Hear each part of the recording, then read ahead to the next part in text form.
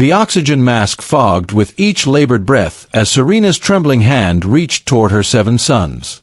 They stood around her hospital bed like sentinels, their military uniforms crisp and proud, but their eyes filled with the same devastating grief that had consumed their family for 3 long years.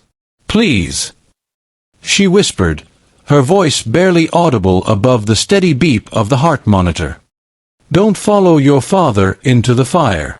If you're wondering how a mother's dying words changed everything, make sure to subscribe and hit that notification bell because this story will show you the incredible power of a mother's love. And comment below, have you ever had to choose between revenge and healing? 3 years earlier, Colonel Anthony Williams had been the kind of man who commanded respect without demanding it.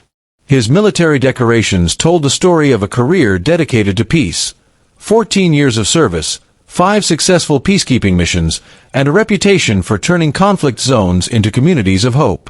But on a dusty road in Eastern Europe, an ambush had stolen not just a decorated officer, but a father, a husband, and the cornerstone of a family that would never be the same.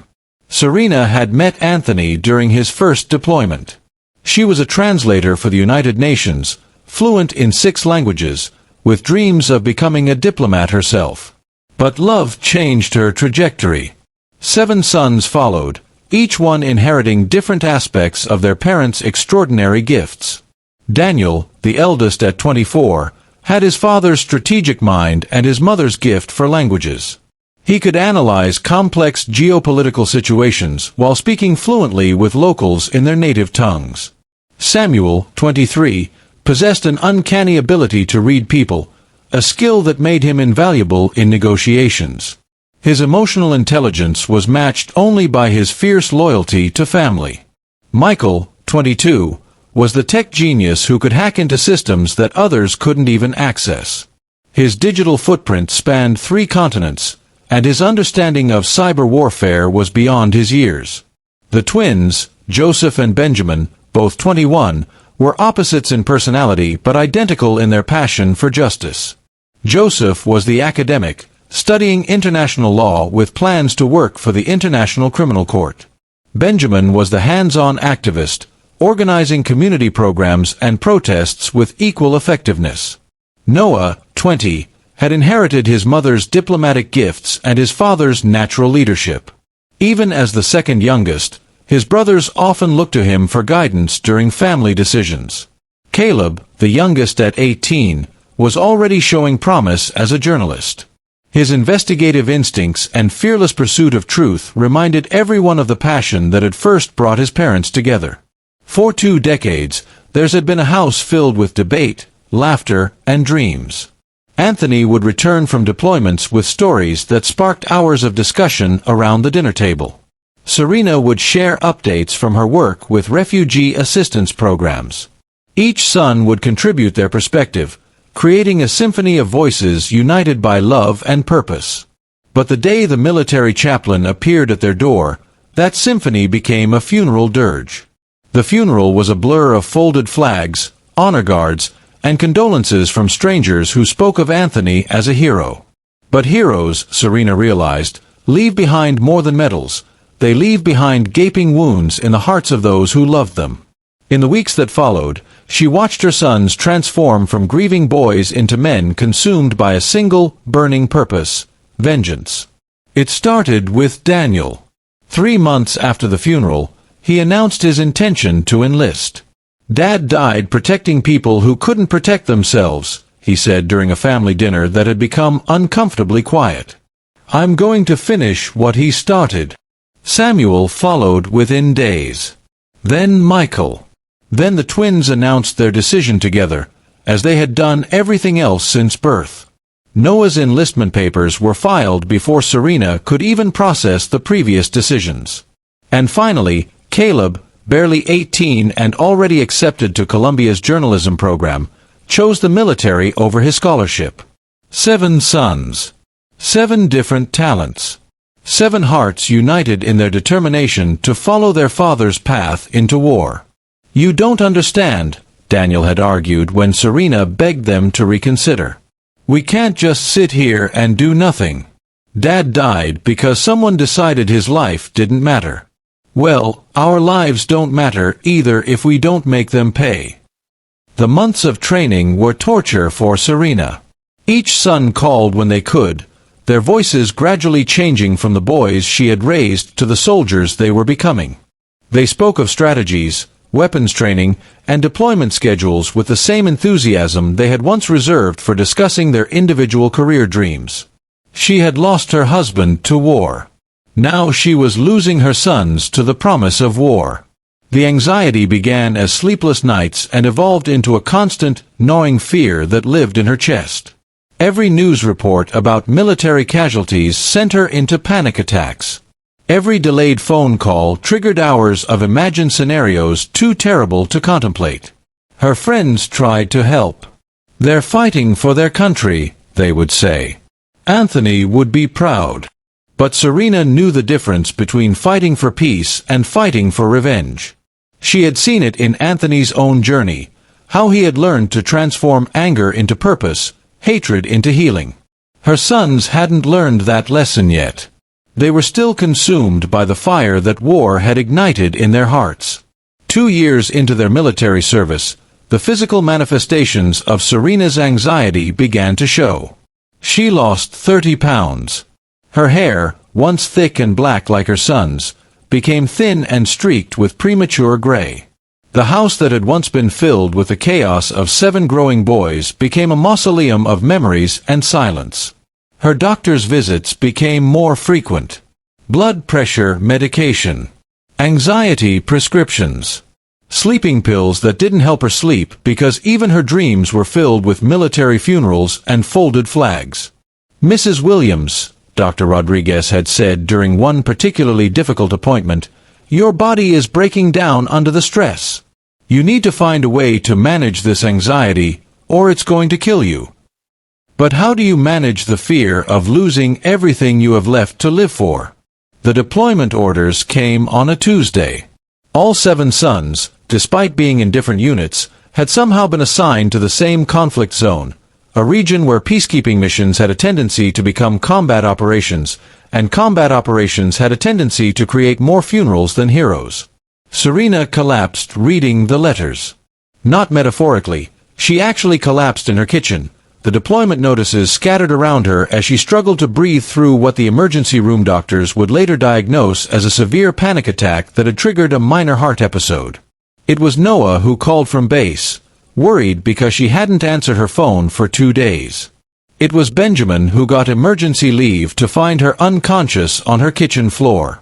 And it was all 7 sons who returned home to find their mother in intensive care, her body finally succumbing to 3 years of grief and terror.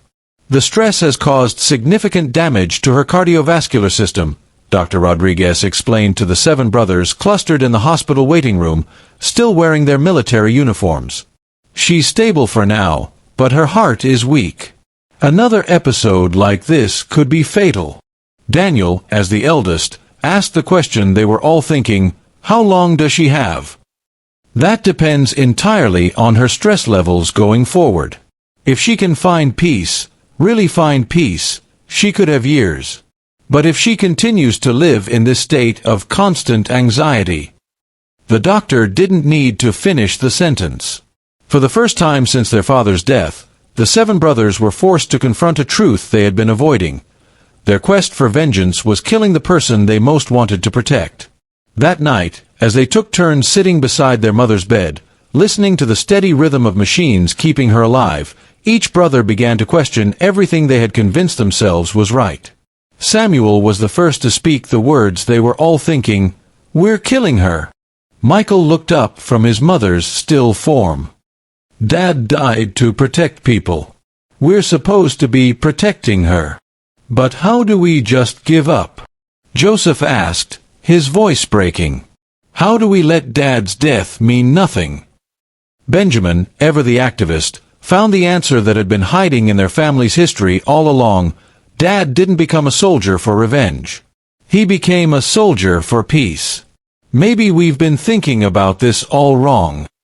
Noah, despite being younger than most of his brothers, had the diplomatic wisdom their mother had always seen in him. What if honoring Dad doesn't mean following his exact path? What if it means fulfilling his mission using our own gifts? Caleb, the journalist, began to see the bigger picture. We've been so focused on who killed Dad that we never asked why. If we really want justice, we need to understand the systems that create these conflicts in the first place. Daniel, the strategic thinker, began to formulate a plan that would change everything. What if we each took a different approach? What if we built something Dad would actually want to see in the world? The transformation didn't happen overnight. But as Serena drifted in and out of consciousness over the following weeks, her sons began to construct a legacy that would honor their father's memory without destroying their mother's heart. Daniel would leave the military and pursue international law, specifically focusing on prosecuting war crimes and protecting peacekeepers. His linguistic abilities and strategic mind would make him invaluable in international courts. Samuel would enter politics with a focus on veteran affairs and conflict resolution. His ability to read people and build consensus would help him create policies that actually protected families like theirs. Michael would use his technological skills to develop systems for tracking and preventing the kind of arms trafficking that made ambushes like their father's possible.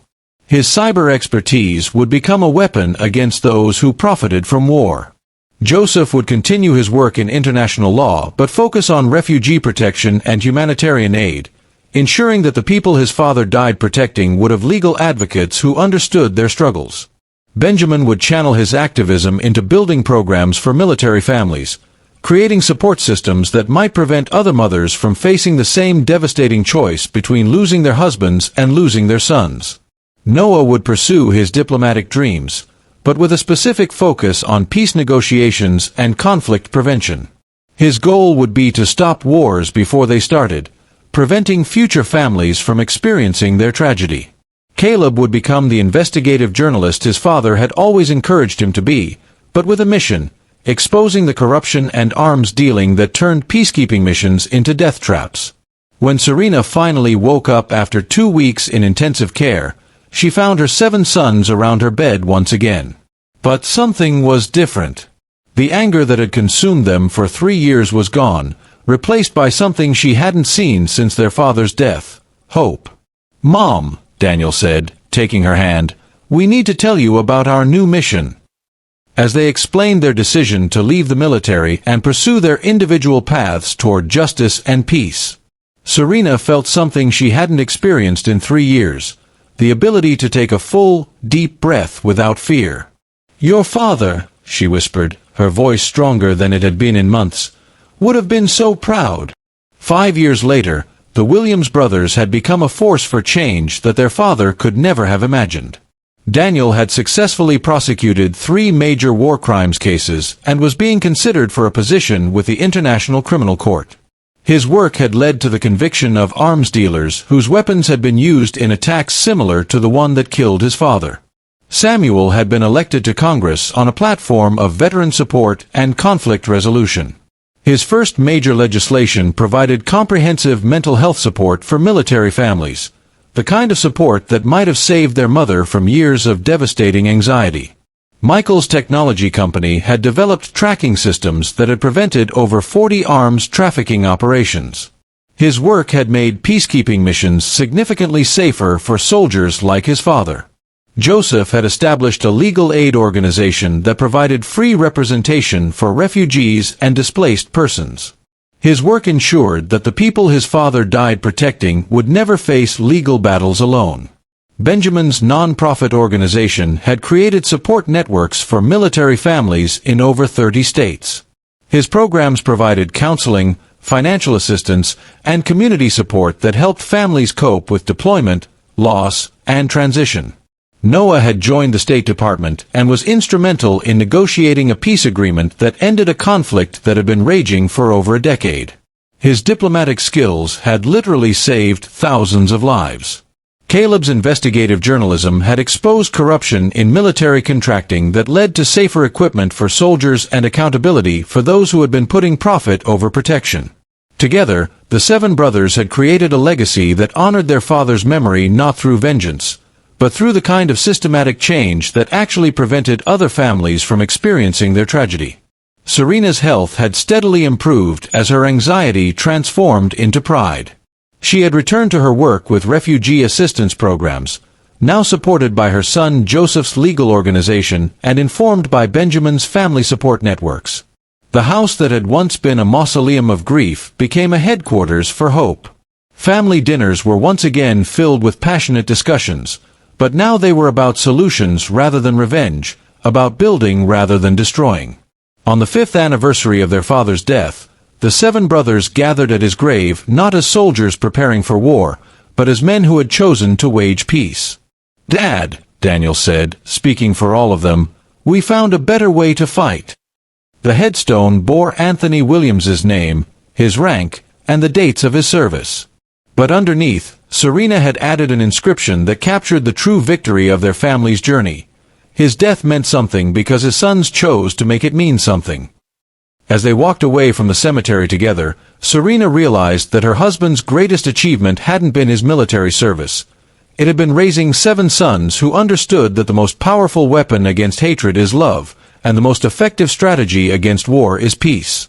The Williams brothers had learned what their father had always known. True victory isn't measured by the enemies you defeat, but by the world you leave behind for those you love. This story shows us that sometimes the greatest act of courage isn't fighting, it's choosing to heal instead of hurt.